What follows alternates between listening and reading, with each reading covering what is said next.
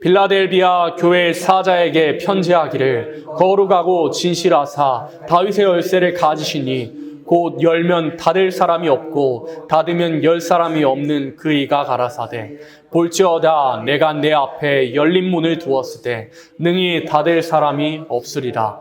내가 내 행위를 아노니 내가 적은 능력을 가지고도 내 말을 지키며 내 이름을 배반치 아니하였도다. 아멘. 요한계시록은 아시아의 그 7교회 사도 바울이 세운 그 사도 바울이 아시아 7교회, 지금의 튀르키예 지역에 있는, 그 당시에는 소아시아라고 불렸던 튀르키예 지역에 에베소 교회로부터 7교회를 세운 뒤에 40년이 흐른 그 시점에서 사도 요한이 편지했던 것이 요한계시록인 줄 압니다. 그래서 요한계시록은 수신자가 예수님이 이미 영접한 교회가 되고 피로 사서 제사장 삼으신, 이미 제사장으로서 하나님께 예배드리는 교회들에게 수신한 겁니다. 교회들에게 편지한 것이 요한계시록이고, 요한계시록 1장 3절의 말씀처럼 마지막 때 읽고 듣고 지키는 자가 복이 있노라 하신 그 말씀처럼 우리 교회들이 마땅히 지켜내야 하고 읽고 듣고 지켜내서 마지막 때 하나님께서 있으리라 한 모든 환난과 재앙들을 면코 복을 받을 수 있을 책이 요한계시록인데, 특별히 3장 7절로 8절에서 이 3장 4장을 걸쳐서 하나님께서 7교회들을 모티브로 세우셔서 복받을 교회가 어떤 교회고 본받아야 할 모습은 어떤 모습이고 우리가 지양해야 할 모습들은 어떤 모습인지를 하나님께서 알려주셨는데, 특별히 빌라델비아 교회들에겐 책망하신 말씀이 없었습니다. 하나님께서 예수님께서 칭찬하셨는데 여기 빨간 글씨에 돼 있는 것처럼 특별히 빌라델비아 교회에겐 어떤 문을 허락하여 주신다 그랬냐면, 볼지어다 내가 내 앞에 열린 문을 두었으되, 하나님께서 하늘의 열린 문을 허락해 주시겠다고, 항상 예배하는 대로 하나님의 이름을 부르면 부르는 대로 하나님께서 응답하시고 그 예배에 좌정하여 주시겠다고 엄청난 축복을 허락하신 겁니다. 그 엄청난 축복을 빌라델비아 교회가 약속받게 된 계기가 어떤 계기였냐면, 빌라델비아 그 교인들의, 성도들의 모습 속에서는 자칭 유대인이라고 하나, 그 유대인은 이 육적인 유대인이 아닙니다. 예수님 믿고 있는 그런 사람들이라고 하나, 자칭 유대인이라고 하나, 사단의 회라고 칭하는 그런 사람들, 하나님을 온전히 섬겨내지 않는 사람들의 핍박을 견디고 견뎌내며 예수 이름으로 적은 능력을 가지고도 그 고난을 뚫고 나간 교회였기에 예수님께서 다시 오실 예수님께서 허락하실 때, 볼지어다 내가 내 앞에 열린 문을 두었을 때, 우리에게도 빌라델비아 교회에게 약속하신 바와 같이 항상 예배드릴 때마다 하나님께서 받아주시는 이 열린 문이 마지막 때는 필요한 줄을 압니다. 요한계시록 11장 말씀에서 마지막 때 청량받기 위해서는 하나님의 제단사에서 경배하는 일이 필요하다고 그랬습니다. 제단사에서 성전 마당은 하나님께서 이방인들에게 다 맡겨놨다 그랬죠. 우리가 날마다 지성소로 들어가서 하나님과 교통하는 생활, 예배하는 생활이 필요한데, 그럼 열린 문을 받게 될 수 있는 그런 비결에 대해서 오늘은 살펴보도록 하겠습니다. 그래서 오늘 설교의 제목은 같이 읽어볼까요? 하늘의 문을 여소서. 아멘. 오늘의 설교의 제목은 하늘의 문을 여소서입니다. 하늘의 문을 여소서. 빌라델비아 교회와 같이 우리들에게 어느 곳에서 예배를 하던 간에 하나님께서 받아주시기를, 우리 가정에서 예배를 하고, 또 개인이 시편에서는 손에 들어 진심으로 하나님 찬양하는 것이 무슨 제사와 같이 하게 해달라고 구했죠. 저녁 제사와 같이 하게 해주신다 그랬습니다. 하나님 온전히 섬기는 사람들 손에 들어 하나님 찬양하기만 하면 하나님께서 저녁 제사와 같이 여겨주신다 그랬습니다. 우리의 모든 제사, 예배당에서 드리든 가정에서 드리든 어느 곳에서 드리든 하나님께서 하늘의 문을 열어주셔야만 그 예배가 상달될 수 있는 그런 조건이 되는데, 하늘의 문을, 열린 문을 받을 수 있는 그런 비결에 대해서 오늘은 살펴보도록 하겠습니다. 먼저 스데반 집사님을 통해서 살펴볼 건데요. 스데반 집사님은 헬라파였습니다. 이 사도행전 6장을 봐서 알 수 있겠지만 그 당시에 헬라파 유대인들이 있었고 히브리파 유대인들이 있었습니다. 헬라파 유대인들은 아수르 시대 때 멀리 흩어져 있던 그런 유대인들을 칭합니다. 시간이 많이 흘러서 여러 나라의 식민지가 돼가지고 아수르 때로부터 그리스를 거쳐 로마에까지 흩어져 있던 그런 유대인들을 헬라파 유대인들이라고, 히브리파 유대인들은 흔히 전통이라고 했던 그런 유대인들을 칭하는데, 예수님께서 부활 승천하시고 유대인들 가운데서, 지금은 메시아닉이라고 하죠, 유대인들 가운데서도 예수님 믿는 사람들이 먼저 유대인들에게 예수 복음이 전파됐으니까, 예수 복음이 전파되었는데, 많은 사람들이 많은 사람들이 이제 구제하게 되는 일에서 헬라파 유대인들에게는 구제가 빠지게 되는 그런 차별이 있었습니다. 그래서 사도들이, 이제는 우리가 사도로서 구제하는 일에 전념하지 않고 오직 말씀과 기도에 전념하겠노라 하고 세워낸 게 헬라파 유대인 7인들이, 일곱 집사들이 다 헬라파 유대인들이었습니다. 그래서 사도 바울도 그렇고, 오늘 살펴본 순교하신 이 스데반 집사님도 그렇고, 성경에서 하여튼 사도행전을 보면 하나님께 크게 쓰임받고 우리의 귀로 익히 알만한 그런 인물들은 헬라파 유대인이었음을 알 수 있습니다. 그래서 사도 바울도 헬라파 유대인들이었고, 쓰임받았던 일곱 집사님들도 다 헬라파 유대인이었다는 사실을 알 수 있는데, 그래서 사도행전 6장 5절에서 온 무리가 이 말에 기뻐하여 믿음과 성령이 충만한 사람 스데반과 또 빌립과 브로고로와 니가노르와 디몬과 바메나 유대교에 입교한 안디옥 사람 니골라를 택하, 여기서 니골라는 계시록에서 말씀하고 있는 니골라입니다. 그래서 하여튼 하나님께서 사도들을 통해서 일곱 집사들을 세우게 하셨는데, 우리가 알고 있듯이 스데반 집사님 제일 먼저 순교하셨습니다. 초대교회가 시작된 이후에 제일 먼저 순교한 사람은 사도도 아니고 다른 어떠한 사람도 아니고 집사의 직분을 가지고 있었던 스데반 집사님께서 순교하셨는데, 스데반 집사님께서 특이하게도 첫 면류관을 받으셨던 그 스데반 집사님의 이름의 뜻은 면류관이었습니다. 그래서 자신의 그 이름 뜻대로 의의 면류관을, 신약시대 들어와서 초대교회가 시작된 그 시점부터 제일 첫 번째로 의의 면류관을 받았던 분이 스데반 집사님인데, 스데반 집사님이 그렇게 설교를 헬라파 유대인들 대상으로 했습니다. 사도행전 6장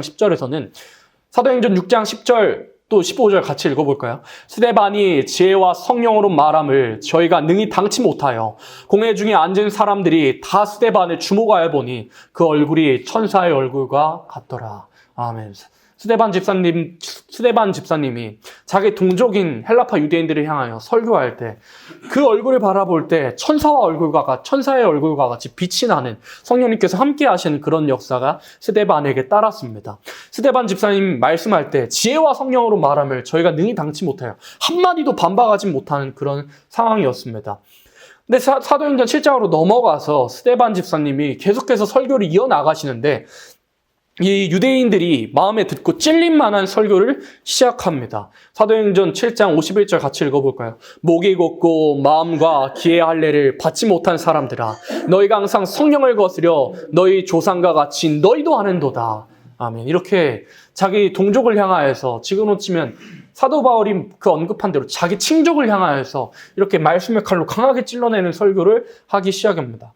유대인들을 향해서 목이 곧고 마음과 기의 할례를 받지 못하는 사람들아, 너희가 항상 성령님을 거스려 너희 조상과 같이 너희도 하는도다. 그 당시 유대인들만 건드렸던 게 아니라, 그 당시 유대인들만 건드렸다는 게 조상까지 들먹이며, 자기의 조상이기도 한 조상까지 들먹이면서 지금 찔러주고 있는 겁니다. 그래서 계속해서 이어나가서 52절로 53절 같이 읽습니다. 너희 조상들은 선지자 중에 누구를 핍박지 아니하였느냐? 의인이 오시리라 예고한 자들을 저희가 죽였고 이제 너희는 그 의인을 잡아준 자요 살인한 자가 되나니 너희가 천사에 전한 율법을 받고도 지키지 아니하였도다 하니라.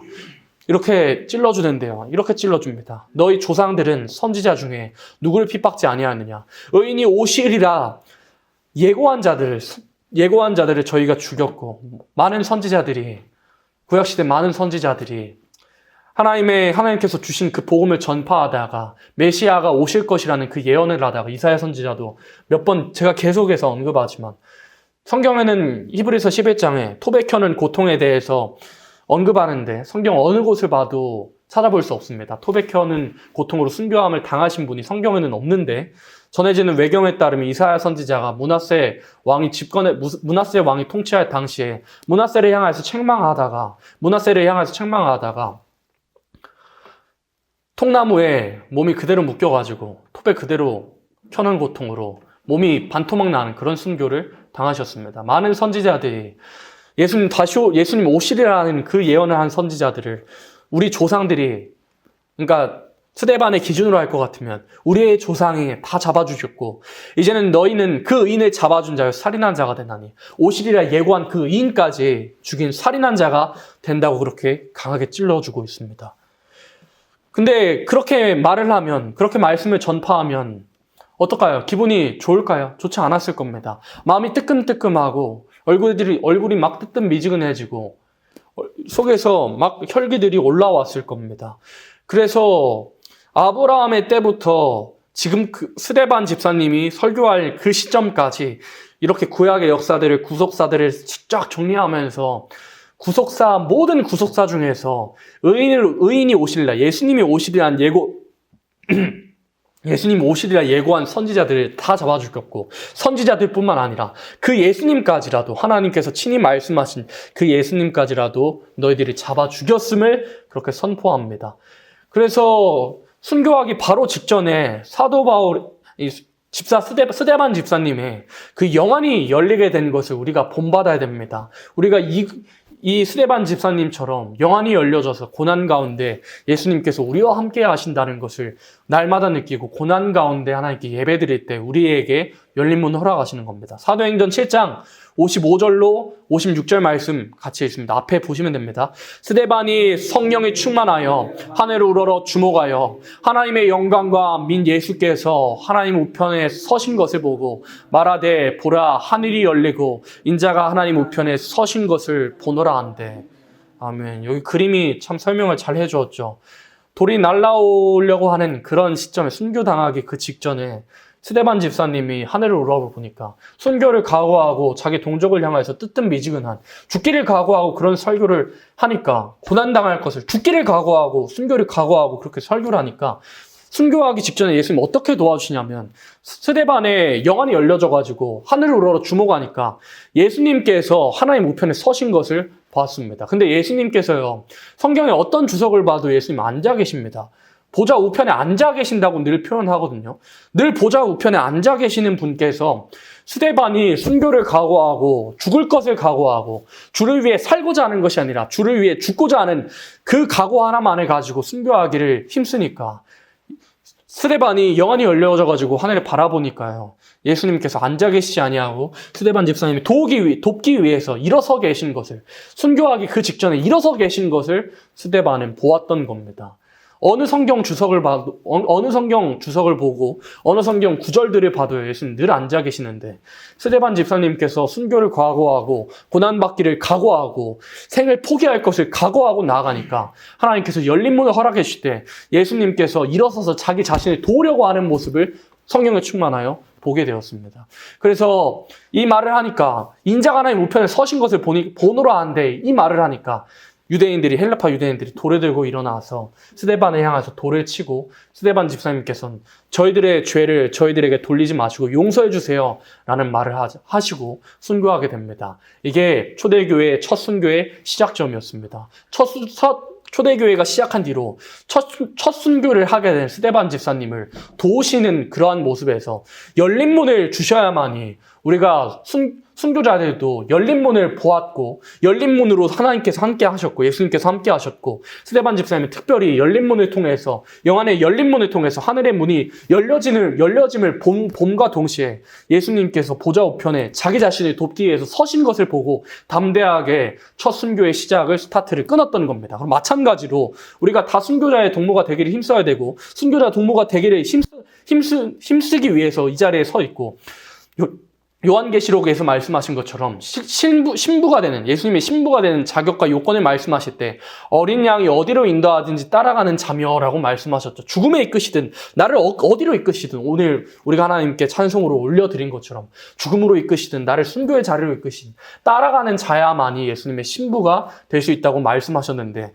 예수님의 신부가 되기 위해서는 우리가 열린 문을 체험을 해야 됩니다. 늘 하나님께서 내가 고난받으려고 하면, 고난받기를 힘쓰고자 하면, 주를 위해서 이 땅에서 행복하게 하고 살아가는 것을 목적을 두는 것이 아니라 나는 이미 행복한 사람, 나는 이미 성공한 사람으로 여기고 주를 위해서 고난받고 주를 위해서 인내하고자 하는 그런 마음으로 하나님께 나아갈 때 모든 예배에서 우리의 모든 삶 속에서 마치 스데반 집사님이 하늘의 열린 문을 보고 예수님께서 보좌 우편에 서신 것을 자기를 돕기 위해서 서신 것을 본 것처럼 우리에게도 열린 문을 허락하시는 겁니다. 예수님께서 일어나시는데 우리를 위해서 일어나시는 어떨 때 예수님을 위해서 고난받을 때 복음을 위해서 예수 이름 위해서 고난받고 참고 능력들을 견디려고 다짐을 할 때 결심할 때 예수님 일어나셔서 우리를 친히 도와주신다는 것을 알아야 됩니다. 그래서 열린 문은 어떤 교회에게 주시느냐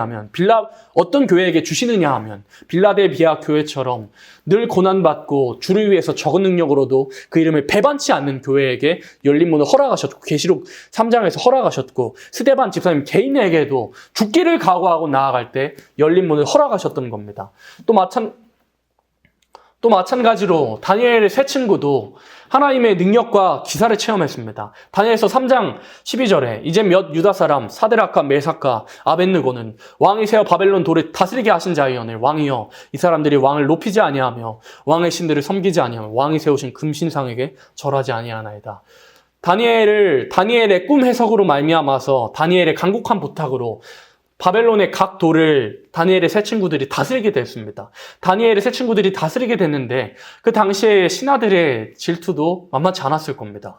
쟤네들은 어디서 굴러온 낙하산인가 이런 생각들도 했을 겁니다. 근데 어느 날 바벨론 왕 느부갓네살이 머리가 헷가당했는지 바벨론에 엄청나게 큰 금신상을 세우게 됩니다. 다 모두 절하라는 그 명령에 왕의 어명에 다니엘의 세 친구들은 굴복치 아니하고 하나님을 경외했던 세 친구들은 굴복치 아니하는 그런 모습으로 나아갑니다. 그래서 다니엘 3장 15절에 보면 느부갓네살 왕이 그래도 다니엘을 자기가 아끼는 신하였던 그 다니엘의 낯빛을 생각해서 그 얼굴을 생각해서 다니엘의 세 친구들에게 이렇게 제안합니다. 지금이라도 돌이켜서 왕의 금신상에게 절하기만 하면 내가 살려주겠다 라고 말하는데 어떻게 대답하느냐면 다니엘의 세 친구의 대답이 어떤 대답이었냐면 우리도 이와 같은 대답을 해야 됩니다. 압박을 받는 상황이 시작이 될 때 우리가 이와 같은 마음가짐을 가지고 나아가야 됩니다. 같이 읽습니다. 사드락과 메삭과 아벳느고가 왕에게 대답하여 가로되 느부갓네살 왕이여 우리가 이 일에 대하여 왕에게 대답할 필요가 없나이다. 만일 그럴 것이면 왕이여 우리가 섬기는 우리 하나님이 우리를 극렬히 타는 풀무 가운데서 능히 건져내시겠고 왕의 손에서도 건져내리이다. 아멘. 이런 담대한 믿음으로 나아갔던 겁니다. 왕에게 세상의 한 제국 이 천하를 다스리는 한 제국의 큰 황제에게 대하여서 느부갓네살 왕이여도 아니고 느부갓네살이여 그 이름을 부르면 느부갓네살이여 우리가 이 일에 대해 왕에게 대답할 가치가 없습니다. 이렇게 말했던 겁니다. 세상의 일개 신하가 말 한마디면 칼로 목이 댕강 날아갈 수도 있는 그런 상황이었는데요. 그런 상황 속에서도 말도 안 되는 그런 부탁을 하는 그런 바벨론 왕 느부갓네살 왕에게 왕이여 이 일에 대해 우리가 대답할 가치도 없습니다 하고 단칼에 거절했습니다. 그래서 어떤 믿음이었냐면 하나님께서 우리를 건져내실 것이라는 믿음, 풀무불에 들어가서라도 우리를 건져낼 것이라는 그 믿음 하나만 해가지고 이렇게 담대하게 대답을 했던 겁니다. 또 우리가 느부갓네살 왕에게 대항한 다니엘의 세 친구의 믿음 중에서 신앙인으로서 가장 고상한 믿음의 고백이 숨겨져 있는 줄을 압니다. 같이 읽습니다. 만일 그럴 것이면 왕이여 우리가 섬기는 우리 하나님이 우리를 극렬히 타는 풀무 가운데서 능히 건져내시겠고 왕의 손에서도 건져내시리다. 그리 아니하실지라도 왕이여 우리가 왕의 신들을 섬기지도 아니하고 왕의 세우신 금신상에게 절하지도 아니할 줄을 아옵소서. 아멘. 다니엘의 세 친구들에게는 그리 아니하실지라도라는 그 아름다운 믿음이 있었던 겁니다. 성경 전체를 봐도 이만한 아름다운 믿음이 없었을 겁니다. 이만한 아름다운 믿음의 고백이 없었을 겁니다. 내 생명이 하나님 앞에서 건지심을 받지 못한다 할지라도 그리 아니하실지라도 왕이 세우신 이 금신상에게 나는 우상에게 하나님 외에 다른 신에게 나는 절할 수가 없습니다 하고 담대한 믿음으로 나아갔던 겁니다. 하나님께서 지켜보고 계신다는 것을 두렵게 여기고 하나님을 경외했던 다니엘의 세 친구 그렇게 경외하면 내 목숨이 댕강 날아간다 할지라도 내 몸이 불타 없어진다 할지라도 하나님 섬기는 것을 내가 포기하지 않겠습니다 하는 믿음으로 나아갈 때 하나님 어떻게 응답하셨나요? 다니엘서 3장 19절로 20절 보니까 느부갓네살이 분이 가득하여 사드락과 메삭과 아벳느고를 향하여 낯빛을 변하고 명하여 이르되 그 풀무를 뜨겁게 하기를 평일보다 7배나 뜨겁게 하라 하고 군대 중 용사 몇 사람을 명하여 사드락과 메삭과 아벳느고를 결박하여 극렬히 타는 풀무 가운데 던지라 하니 이 던진 사람들도 타버리는 그런 7배나 뜨겁게 돼서 던진 사람들까지라도 풀무 불 속에 풀무 불에 튀어나온 그 열기 때문에 타게 됐습니다. 근데 다니엘의 세 친구가 그 믿음으로 그리 아니하실지라도 내가 불에 타 죽는다 할지라도 내가 하나님 섬기는 것을 하나님만 경외하는 것을 내가 포기하지 않겠습니다 하고 나아갔던 다니엘의 세 친구들을 구원해내시는 그런 기적을 하나님께서 베풀어신 그 기적을 다니엘의 세 친구들은 경험합니다. 같이 읽어볼까요? 방백과 수령과 도백과 왕의 모사들이 모여 이 사람들을 본즉 불이 능히 그 몸을 해하지 못하였고 머리털도 그슬리지 아니하였고 고입빛도 변하지 아니하였고 불탄 냄새도 없었더라.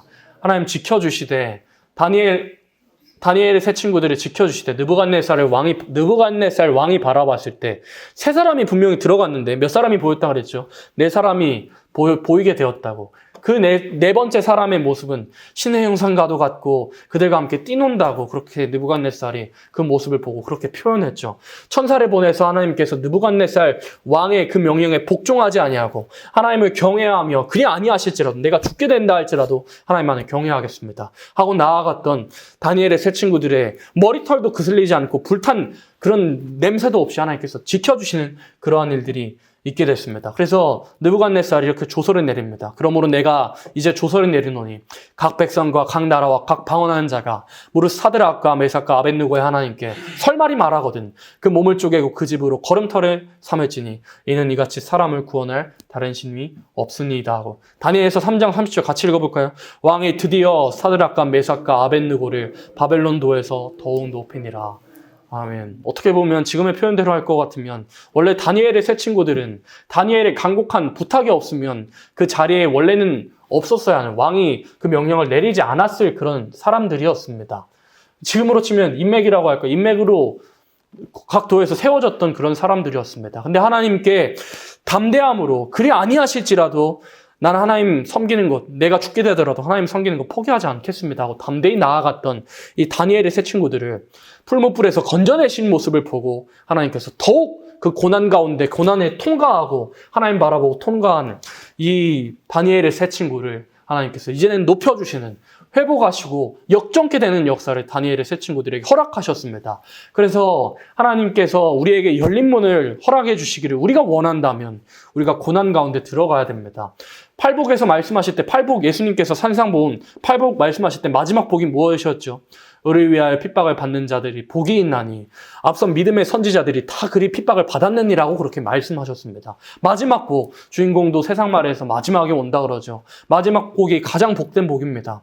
의를 위하여 핍박받는 것, 예수 이름 위하여서 핍박받는 자들에게는 하나님께서 역전케 하시는 역사를 다니엘의 세 친구와 같이 또 스데반 집사님께서 의의 면류관을 제일 먼저 받으심과 같이 우리에게 의의 면류관을 고난받음을 통해서 허락하신 줄을 우리가 압니다. 또 다니엘 저술했던 다니엘의 그 엄청난 그 이야기, 다니엘서 6장 3절로 4절 보면 다니엘은 마음이 민첩하여 총리들과 방백들 위에 뛰어남으로 왕이 그를 세워 전국을 다스리게 하고자 한지라. 이에 총리들과 방백들이 국사에 대하여 다니엘이 고소할 틈을 얻고자 하였으나 능히 아무 허물을 얻지 못하였으니 이는 그가 충성되어 아무 그릇함도 없고 아무 허물도 없었음이었더라. 다리오 왕이 통치하던 그 시기에 다리오 왕 다음으로 다니엘이 제일 가는 사람이었습니다. 하나님께서 함께 하심으로 다리오 왕을 통하여서 다니엘을 하나님께서 더욱 높여주셨습니다. 그러면 어떻게 했어요? 그 총리들과 방백들 위에 가장 뛰어난 모습을 보니까 총리들이요 다니엘의 질투해서 고소할 틈을 얻고자 했습니다. 근데 다니엘이 너무 충성되고 그릇함 없이 너무나도 깨끗해서 아무 허물이 없는 줄을 총리들이 확인합니다. 그래서 악한 악법을 세우기로 다짐합니다. 어떤 악법이었냐면 7절로 9절 같이 했습니다.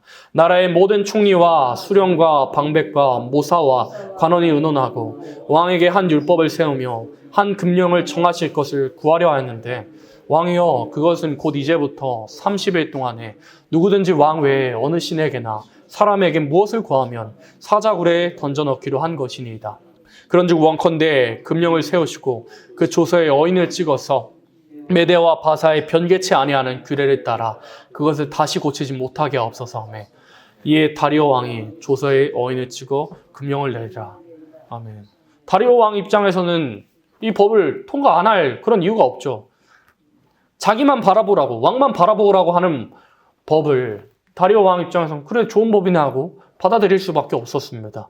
이건 대놓고 다니엘을 저격하는, 다니엘을 사자굴에 넣고자 하는 그런 법이었습니다. 근데 다니엘이요, 조서에 어인이 찍힌 것을 알고도 다니엘은 기도하는 것을, 하나님 바라보는 것을, 하나님을 온전히 섬기는 것을 멈추지 않았습니다. 다니엘서 6장 10절 같이 큰 목소리로 읽습니다. 다니엘이 이 조서에 어인이 찍힌 것을 알고도 자기 집에 돌아가서는 그 방에 예루살렘으로 향하여 열린 창에서 전에 행하던 대로 하루 3번씩 무릎을 꿇고 기도하며 그 하나님께 감사하였더라.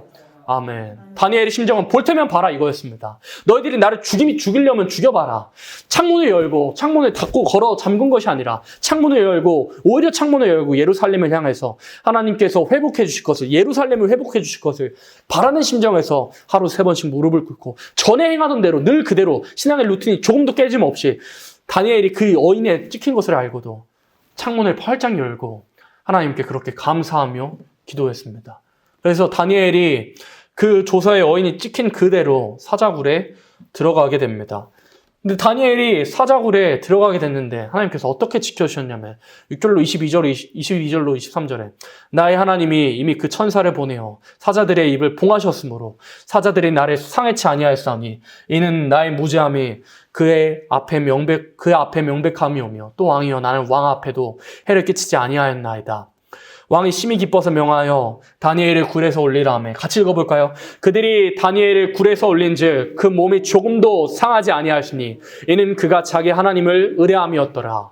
하나님께서 건전해 주시는 그런 역사를 보게 된 겁니다. 다니엘이 조금도 사자를 두려워하지 않고 하나님만을 두려워하여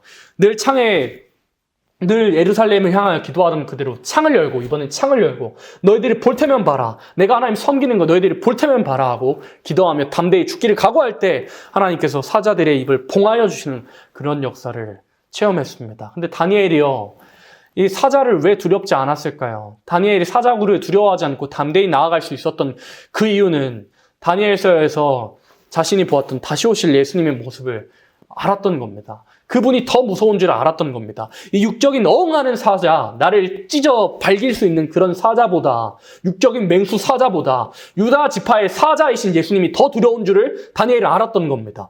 그래서 이 고난 가운데 이 고난을 우리가 뚫고 나갈 수 있는 그 비결이 뭐냐면 다니엘처럼 다니엘이 육적인 어흥하는 그 사자, 나를 찢어 발길 수 있는 그런 사자, 뼈까지라도 부술 수 있는 그런 사자보다 유대 지파의 사자이신 예수님이 더 두려웠던 겁니다. 그래서 우리가 이 고난을 뚫고 이기고 나아갈 수 있는 그런 방법 중에 하나는요, 내 모든 고난보다 하나님께서 더 크신 줄을 우리가 믿고 나아가는 겁니다. 저도 이 다니엘의 이 이야기를 보면서 저도 참 생각났던 제 간증이 하나 있는데, 여러분은 이미 익히 아시는 간증일 겁니다. 제가 군 생활할 때 한 상병쯤 되었나?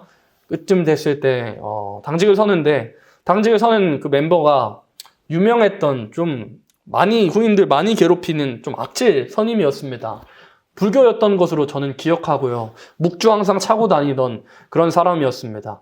저도 이 부대에서, 헌병 부대에서 유명했는데요. 예수에 미쳤다라는 말로 유명했습니다. 저는 맨날 후임들 데리고 다니고 교회로 맨날 끌고 간다. 여러 가지 말로 유혹해가지고 후임들 동기들, 선임도 끌고 간다. 예수쟁이로 그렇게 유명했는데요. 그 소문을 알았던 그런 선임이 같이 당직 서는데, 한날은 계속 기독교에 대해서 모욕하고 욕하고 3시간 내내 그러는 겁니다. 제 기분이 좋겠나요? 그런데 그래도 내색하는 모습을 보이는 것조차 아니 된다 싶어가지고 그냥 가만히 있었습니다. 근데 다음 당직 때 되니까 선임이 뭐라고 했냐면 저보고 주기도문을 해달래요. 주기도문을 마치 마법 주문을 외우듯이 주기도문 한번 외워보래요. 딱 생각나기로 시편 말씀에서 이런 말씀이 있거든요. 바벨론에 끌려갔을 때 이스라엘 백성들이 평소에 찬양 부르지 않고 평소에 하나님 잘 섬기지 않다가 그 바벨론에 들어가서 바벨론 사람들이 시온의 노래를 하나 불러봐라 라는 그 기록이 담겨져 있는 시편의 말씀이 문득 생각나는 겁니다. 아, 내가 하나님께 고백해야 할 이 신앙 고백을 저 기독교를 모욕하고 있는 그런 사람 앞에서 내가 감히 뱉을 수 있을까라는 생각이 스쳐서 아, 저는 그럴 수 없습니다. 하나님에게만 올려드려야 할 내 신앙 고백을 방금 그렇게 기독교를 신랄하게 그렇게 까내렸던 선임에게 그렇게 할 수 없습니다. 주문처럼 나는 외울 수 없습니다. 신앙의 양심이 나는 용납을 못합니다. 라고 말하니까 낯빛이 변해가지고 그 다음 당직 때부터 저를 괴롭히기를 시작했는데 당직이 끝나고도 선임이 데리고 다니기도 하고 괴롭히기도 하고 다음 당직 때 보니까 전기펜 하나 가져오더라고요. 전기펜을 가져오는데 원래 안마용으로 목적으로 설계됐는데 어디가 망가졌는지 전압이 뭐 와류됐는지는 모르겠습니다. 닿기만 하면 찌릿찌릿거리고 그걸 최대치로 전력을 높이면 피멍이 들기도 하는 그런 뭐 전기펜이었는데 그걸 저한테 자기 스스로 갖다 대라 이겁니다. 자기 손에 갖다 대가지고 그렇게 한번 대보래요. 자기 말을 안 들었던 그 이유 때문에 그렇게 당직 내내 3시간 내내 전기펜으로 시달리기도 하고 당직 갔다 와가지고 샤워하면 몸에 피멍이 나 있는 것도 보이기도 하고 목에 스스로 갖다 대라고 해서 갖다 대면 목이 막 파르르 떨리기도 하고 많이 아프기도 한 그런 기억이 나기도 하는데 그뿐만 아니라 뭐 후임들 앞에서 제 후임 앞에서 자기 자신의 말을 안 들으면 이렇게 된다는 것을 모본으로 보이기 위해서 그렇게 어떻게 보면 고문했던 그런 기억이 있는데 그래서 그 시간이 좀 흘러가지고 선임이 대뜸 저한테 물어보는 겁니다. 아니 그 주기도문 까짓 거 그냥 한 번만 속는 셈 치고 하면 되는데 왜 안 해가지고 사서 고생하느냐라는 말을 저한테 하는 겁니다. 그때 아마 제가 그 말을 하게 된 게 제가 대답을 했는데 그 말을 하게 된 게 제 의지가 아닌 줄을 압니다. 예수님께서 나를 한 번도 제가 그렇게 대답했어요. 예수님께서 나를 단 한 번도 나를 배신한 적이 없는데 내가 어떻게 이 고통 때문에 예수님을 배신합니까? 라고 이렇게 되물었던 기억이 있습니다. 그때 아마 제가 했던 말이 제 의지는 아니었던 것 같습니다. 우리가 고난에 마주할 때요, 하나님께서 마땅히 피할 길을 분명히 주십니다. 제가 겪어보니까 그렇더라고요. 고난에 마주하니까 고난이 겪기 전에는요, 무서워 보이고 내가 당하기 싫어 보이는 것들일 수 있습니다. 이번에 성경학교 있었는데 성경학교 때 그리스도를 위한 고난해가지고 조금 잔인하기도 하고 좀 어린아이들 입장에서 무섭기도 한 고난에 관한 그런 다큐멘터리를 봤는데 그 영상을 보고 나서 제가 현우한테 이 영상 보니까 어떤 생각이 드느냐라고 물어보니까 무섭대요. 자기에게는 이런 일이 안 일어났으면 좋겠대요. 그렇습니다. 고난에 마주하기 전에는, 십자가를 마주하기 전에는 내가 이거 안 지고 싶고 내가 이 길 안 가고 싶을 수 있습니다. 사람이라면 다 그렇습니다. 근데 막상 그 고난을 겪어보잖아요. 그 고난의 길을 가보잖아요. 우리 믿음의 선진들은 순교자들은 단 한 번도 억지로 갔던 분이 없었습니다. 성령님의 도우심과 더욱 크게 베풀어진 은혜로 말미암아 고난 자체를 선물로 여기며 그 길을 걸어갔던 겁니다. 마찬가지로 우리들도 고난을 마주할 때 히브리서 11장 말씀에 보면 구차히 모든 고난들을 면하지 아니하였다 그랬습니다. 구차히 면하지 않고 하나님께서 주시는 고난 내가 달게 받겠습니다. 예수 이름 위에서 얻는 그 고난 내가 달게 받고 내가 매를 맞으면 매를 맞고 욕을 하면 욕을 그대로 얻고 내가 예수 위에서 참겠습니다 하고 십자가를 지는 순간요. 우리의 생각들이 고난을 받기 전에 했던 모든 생각들이 산산이 깨지게 됩니다. 아, 고난 자체가 하나님께서 함께 하신다면 내게 축복이구나. 고난 가운데 하나님께서 열린 문을 내게 허락하시기만 하면 나는 고난을 얻기 전보다 더욱 행복한 사람이 되는구나라는 것을 우리가 깨달을 수 있게 되는 겁니다. 그래서 고난이 축복인 겁니다. 고난 중에 하나님을 만나게 되면 평소에는 사람이요 게으르고 악한 본성을 가지고 있어서 잠언 30장에서도 아구리 잠언했을 때 나로 가난하게도 말게 하옵시고 부하게도 말게 해달라 그랬죠. 사람이 부하게 되고 평안하잖아요. 하나님 안 찾습니다. 그게 인간의 본성이고 간절하게 찾지 않습니다. 근데 우리가 고난 중에 있고 내가 힘든 상태에 있으면 어떻게 찾을까요? 하나님 이름만, 하나님 세자, 하나님이라는 그 성호를 부르기만 해도 눈물이 막 터져 나오죠. 하나님 제발 날 살려주세요. 제발 날 이 가운데 건져주시고 함께 해주세요. 하면 그렇게 하나님 구하면 넘치는 은혜를 베풀어 주십니다. 우리가 그 은혜 하나만에 사모하며 열린 문에 사모하며 고난 중으로 다니엘처럼 스데반처럼 다니엘의 세 친구처럼 또 뒤에 볼 야곱처럼 나아갈 때 하나님 분명히 응답하시고 하나님 함께 하시고 그 고난 가운데도 우리로 우리로 행복한 신앙생활로 느껴지게 하시는 겁니다. 그 고난 자체가 행복했을 걸. 다니엘도 사자굴 속에 있는 가운데 하나님께서 나를 지키고 계시는구나. 나와 함께 계시는구나. 사자와 함께 했지만 사자의 입을 봉하게 하셨구나. 하나님 나와 함께 하신다.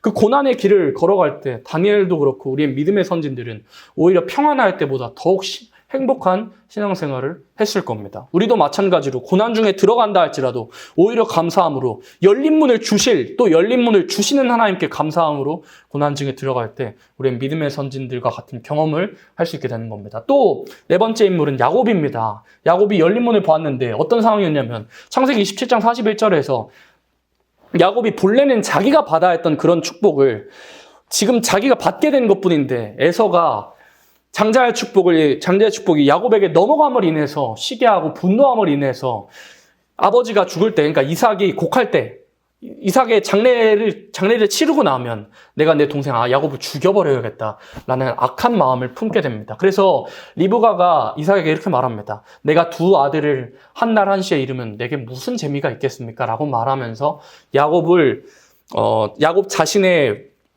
외삼촌 집이었던 라반의 집에 보내게 됩니다. 다른 이방 사람들 만나지 말고 외삼촌의 집에 가서 외삼촌의 딸들 중에서 아내를 취해가지고 하나님께서 내게 복을 주시기를 원하노라고 야곱을 배송합니다. 근데 야곱이요, 창세기 28장 4절에 그렇게 하나님께서 야곱을 보내게 하신 그 뒤에 라반의 집에 가기 위해서 걸어가는 중에 야곱이 브에세바에서 떠나가지고 하란을 향하여 가는 중에 한 곳에 이르러서 베델이라는 곳, 그때 당시에 야곱이 하나님을 만난 그 전에는 베델이라는 이름이 없었지만 야곱이 베델이라는 곳에서 이르러가지고 해가 짐으로 인해서 거기서 자려고 보니까 뭐 베개 할 것도 없고 이불 할 것도 없어가지고 돌을 베개 삼고 하늘을 이불 삼아서 잠에 들어버렸습니다. 근데 하나님께서 나타나신 겁니다. 꿈에 본즉 사닥다리가 땅 위에 섰는데 그 꼭대기가 하늘에 닿았고 또 본즉 하나님의 사자가 그 위에서 오르락내리락하고 또 본즉 여호와께서 그 위에 서서 가라사대 나는 여호와니 너의 조부 아브라함의 하나님이요 이삭의 하나님이라. 너는 누운 땅을 내가 너와 내 자손에게 주리니. 빨간 글씨 읽어볼까요? 내 자손이 땅의 티끌같이 되어서 동서남북에 편만할지며 땅의 모든 족속이 너와 내 자손이 인하여 복을 얻으리라. 내가 너와 함께 있어 네가 어디로 가든지 너를 지키며 너를 이끌어 이 땅으로 돌아오게 할지라. 내가 내게 허락한 것을 다 이루기까지 너를 떠나지 아니하리라 하신지라. 아멘. 야곱에게 아브라함과 이삭에게 세우신 그 언약, 야곱에게 이 언약을 또 하나님께서 나타나셔서 세우셨던 겁니다. 이삭은요, 평탄하게 그 세월을 지나간지라 야곱처럼 이러한 경험은 없었습니다. 근데 야곱이요, 자기가 죽을 위기에 놓여져 있고 내 축복, 하나님께서 내가 태어나기 전부터 내게 주시기로 그 약속한 축복을 내가 받은 것뿐인데 하나님의 축복 때문에 나는 도망자가 되어서 도망하는 중에 하나님께서 꿈에 나타나셔가지고 이러한 축복을 해주신 겁니다. 하늘의 문이 열린 것을 보았던 겁니다. 사닥다리로 천사들이 왕래하는 것을 보고 하나님께서 아브라함과 이삭과 야곱에게 허락하신 축복, 무슨 축복이라 그랬죠? 새 시대의 축복을 야곱에게도 동일하게 언약으로 남겨주신 겁니다. 누가복음 말씀에서도 예수님 태어나실 때 야곱의 집에서 야곱의 집에서 왕노릇 하신다고 그랬습니다. 예수님께서 태어나실 때에도 천년왕국의 회복을 위해서 태어나셨고, 천년왕국을 위해서 십자가 지셨고, 천년왕국을 위해서 부활하셨고, 천년왕국을 위해서 승천하셨고, 천년왕국을 위해서 약속의 보증으로 우리 가운데 성령을 보내주시고 있는데, 야곱의 집에서 영원토록 왕노릇 하리라고 했던 그 야곱은 참 파란만장한 세월을 보냈던 겁니다. 그래서 시간이 많이 흘러가지고 바로 왕에게 자기 자신을 소개할 때 어떻게 소개했나요? 내 나이가 10조보다 못하였을 때 내가 험난한 세월을 겪었습니다 라고 자기 자신을 소개할 정도로 얼마나 험난한 세월을 겪었습니까? 하나님께서 주시고자 하시는 그 축복 하나만을 위해서 야곱이 씨름하다가 에서를 마주하기 전에 하나님의 사자와 씨름하다가 무슨 뼈가 나갔죠? 환도뼈가 나아갔습니다. 그래서 유대인들의 문화에서 이제 축복 기도할 때 환도뼈에 손을 얹고 축복하는 그 문화가 생기기도 했는데, 환도뼈, 내가 평생 다리를 절게 된다 할지라도 하나님께서 주시고자 하시는 축복, 지금 우리가 받아야 될 축복, 하나님의 열린 문은 내가 받아야겠다, 하나님께서 주시는 그 열린 문을 내가 받아야겠다고 다리를 포기하고 오른 다리를 포기하고 그렇게 나아갔던 겁니다. 그 오른다리를 포기한 그 결과로 이스라엘이라는 그 축복을, 이스라엘이라는 그 호칭을 얻게 된 겁니다. 그 새 이름을 얻게 된 겁니다. 그래서 야곱의 삶이 얼마나 파란만장했고 그 축복을 받기까지 얼마나 파란만장했습니까? 또 예수님께서 태어나실 때 야곱의 집에서 왕노릇하게 하신다고 말씀하셨다면 우리의 삶도 야곱과 같아져야 되는 겁니다. 야곱과 같이 하나님께서 내게 주고자 하는 축복을 내가 받기 위해서 내가 다리를 전다 할지라도, 이 세상에 어떤 것을 포기한다 할지라도, 고난의 길을 걸어가야 한다 할지라도 나는 그 축복 하나만큼은 받아야겠다 하는 것이 있게 될 때 우리에게 야곱에게 나타나심과 같이 열린 문을 이렇게 허락을 하시는 겁니다. 그래서 하늘의 문을 여는 비결 어떤 것이냐면 고린도서 4장 17절 18절 같이 읽어볼까요? 우리의 잠시 받는 환난에 경한 것이 지극히 크고 영원한 영광에 중한 것을 우리에게 이루게 하매니 우리의 돌아보는 것은 보이는 것이 아니요 보이지 않는 것이니 보이는 것은 잠깐이요 보이지 않는 것은 영원함이니라. 아멘. 우리의 돌아보는 것은 보이는 것이 아니라 했습니다. 보이지 않는 것이래요. 보이는 것은 잠깐이요 보이지 않는 것은 영원함이니라. 우리의 영안이 열려가지고 하나님 나라, 하늘의 문이 열리게 되는 것, 그 비결은 뭐냐면 환난에 경한 것, 이 환난을 내가 주를 위해서 얻는 그 환난, 고난, 역경, 어려움들을 내가 가볍게 여기고 주께서 내게 그 고난 가운데, 그 고난의 길 가운데 내게 주실 그 열린 문 하나만을 위해서 보이지 않는 것을 사모하는 것이 우리의 신앙생활이 되어야 된다고 고린도서 4장 17절 18절에는 말씀하셨습니다. 또 15절로 16절 우리 읽고 마칩니다. 우리에게 있는 대제사장은 우리 연약함을 채울하지 아니한 자가 아니요 모든 일에 우리와 한결같이 시험을 받은 자로 돼 죄는 없으시니라. 그러므로 우리가 긍휼하심을 받고 때를 따라 돕는 은혜를 얻기 위하여 은혜의 보좌 앞에 담대히 나아갈 것이니라. 아멘. 우리 앞에 있는 대제사장 예수님께서는 우리의 연약함을 채울 불쌍히 여기지 아니하시는 분이 아니래요. 모든 일에 우리와 같이 시험을 받은 자로 예수님께서 모든 일에 고난 받으시고 우리와 같이 죄는 없으신데 그 시험을 어떻게 이기고 뚫고 나아가야 하는 모습을 보여주시기 위해서 예수님 마귀에게 시험도 받으셨습니다. 그런 예수님, 시험도 겪으신 예수님께서, 그 고난을 겪어보신 예수님께서 고난받는 자들에게 주를 위해서 핍박받는 자들을 도와주시고 채우라 하시더라 이겁니다. 16절 다시 크게 읽어볼까요? 그러므로 우리가 긍휼하심을 받고 때를 따라 돕는 은혜를 얻기 위하여 은혜의 보좌 앞에 담대히 나아갈 것이니라. 아멘. 그래서 우리가 열린 문을 얻기 위해서 은혜의 보좌 앞으로 문을 두드려야 됩니다. 하나님, 하늘의 문을 열어주세요. 내가 고난 가운데 있습니다. 내 힘으로는 어찌할 수 없는 상황에 있습니다. 오전 설교 시간에 제가 잠깐 언급했던 것처럼 나는 이제 끝입니다. 나는 도무지 내가 더 이상 할 수 있는 것들은 없습니다. 하나님 이제 개입해 주시고 하나님 역사해 주시옵소서. 열린 문을 내게 허락하시옵소서 하며 고난 중에 하나님께 부르짖을 때 은혜의 보좌 앞에 담대히 나아갈 때 하나님께서 긍휼히 여겨주시고 우리에게 열린 문을 빌라델비아 교회에게 허락하신 것처럼 우리에게 열린 문을 허락해 주시는 겁니다. 그래서 우리의 삶 속에서 또 특별히 마지막 때는 하늘의 열린 문을 우리가 늘 열린 문을 얻어서 날마다 어느 곳에서 예배하든지 주님을 찾든지 늘 응답받고 늘 하나님께 상달되는 예배를 드려야만 마지막 때 살아남을 수 있는데 어떤 사람이 이 열린 문을 얻느냐 하면 스데반 집사님처럼 다니엘 세 친구처럼 다니엘처럼 야곱처럼 고난 중에 하나님만을 바라보며 그 고난보다 더 크신 하나님 바라보며 하나님의 임재하심을 또 하나님의 긍휼하심을 바라보는 자에게 분명히 하늘의 열린 문을 허락하시는 겁니다. 그래서 우리들도 동일하게 참 많은 고난들이 우리 앞에 있고 또 우리가 수많은 각 사람들에게 나이가 많은 사람이든 적은 사람이든 예수 믿음으로 또 예수를 위하여서 예수님을 위해서 받는 고난들이 다 한 가지씩은 있을 겁니다. 그러나 그 고난 중에 그 고난을 구차히 피하지 않고 하나님만을 우리의 믿음의 선진들처럼 바라보며 나아갈 때 우리에게 어느 곳에 있든지 내가 어디서 예배를 드리든지 간에 어느 시간에 예배를 드리든지 간에 우리의 예배를 받아주시는 열린 문을 우리들에게 허락해 주시기를 간절히 바라고 소망합니다.